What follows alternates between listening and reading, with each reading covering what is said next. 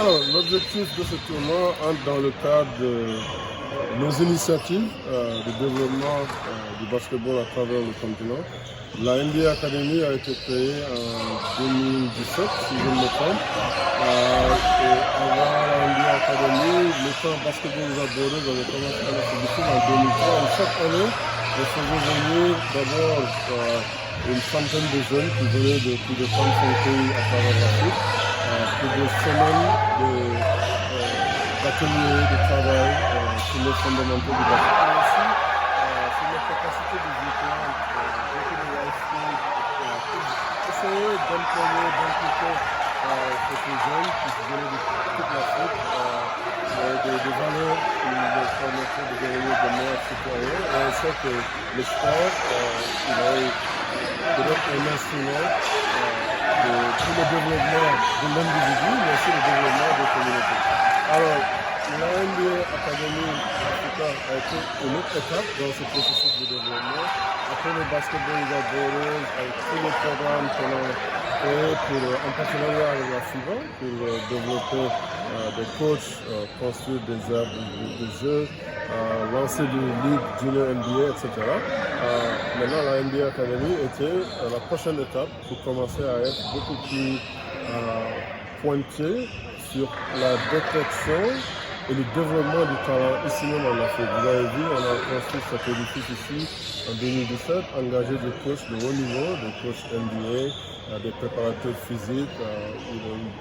On essaie de vraiment d'amener ce qu'il y a de mieux pour accompagner ces jeunes athlètes dans leur développement. Alors le showcase, maintenant, est une opportunité d'inviter d'autres jeunes de la même classe d'âge. Il y a une équipe qui est venue de Montréal, du Canada, une équipe qui est venue de l'Allemagne, une autre équipe du Canada, en plus de Sud Academy qui est en France, et puis les deux équipes de la NBA Academy.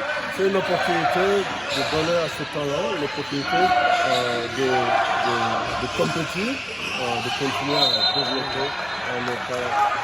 Aussi, comme vous le savez, on a un programme Elevate qui a sélectionné le meilleur de la NBA Academy et on va passer dans les équipes de la Basketball Africa League. Il y a deux jeunes qui ont revient du corps, Kaman Malouat qui est du Sud-Soudan, qui va aller à Duke University l'année prochaine, qui a fait un super tournoi, et puis Thierry Barra, qui était là avant de partir sur la G-League, qui est revenu pour jouer avec l'équipe de Bangui. Et le week-end prochain ici pour notre Sahara Conference, on verra aussi d'autres jeunes de l'académie qui vont jouer dans les équipes de l'Aslam, de l'US Monastir, de APR du Rwanda et de l'Université du Nigeria. Et comment vous avez trouvé ces jeunes pensionnaires de l'NBA Academy pendant cette première phase de la bière? Ils se sont très bien comportés. Je parlais de Khaman Malwash tout à l'heure, ainsi de Thierry Serge Darlan, qui a joué pour l'équipe de Bangui, mais aussi pendant le Kalahari Conference, on a eu aussi d'autres jeunes qui ont joué avec, que ce soit avec Mohamed Kamara qui a joué là-bas, qui est aussi au niveau de la NBA Academy, et Saif Eldin Hendawi qui a joué avec l'équipe des Amalek aussi. Ils se sont très bien comportés et je pense que c'est une opportunité de donner à ces jeunes talents l'occasion d'aguerrir et aussi de continuer d'apprendre en jouant contre des hommes. C'est des jeunes de 18, 17, 19 ans. Ça fait partie de la maturation de processus de développement.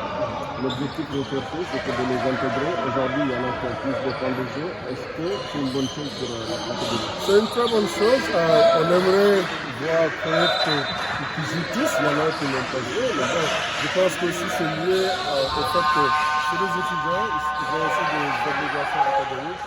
Il est difficile de les envoyer, par exemple, pendant 2 semaines avant les compétitions. Souvent, ils arrivent, ils rencontrent les équipes dans le milieu de compétition. Alors, ça a des questions d'adaptation et puis bon, il faut du temps pour que les coachs s'habituent et développent de la confiance, surtout avec des jeunes joueurs. Mais dans l'ensemble, on voit des performances. Et puis l'année dernière aussi, c'était le cas avec Ulrich Champe qui a décidé d'entrer dans la draft de cette année, qui est joueur de l'équipe du Rwanda.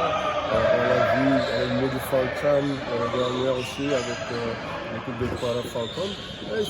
Dans l'ensemble, c'est un programme qui fait son chemin et qui connaît une bonne réussite, mais il y a des choses qu'on peut améliorer. Par exemple, du fait que toutes les équipes voudraient avoir ces jeunes pour une plus grande période de temps, pour qu'ils s'abattent, qu'ils s'acclimatent avec les coéquipiers et puis être dans le dynamique de groupe des équipes. Et pour la conférence?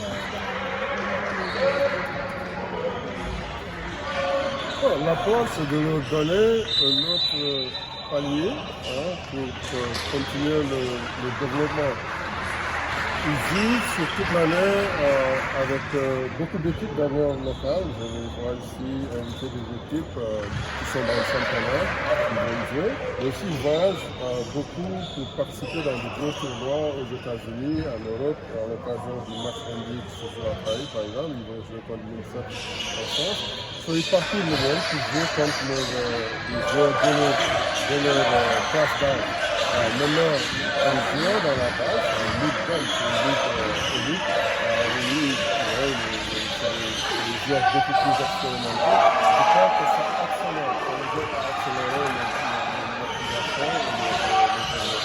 Parce que les players sur le terrain, en dehors du terrain, ils commencent à apprendre à vraiment devenir professionnels dans le comportement et dans même l'interaction avec les équipes.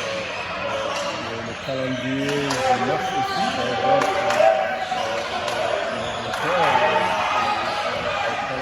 Conference, avec ce nouveau format, on joue 9 matchs, 6 matchs en 9 jours. Ça fait par équipe. C'était pas au début quand on joue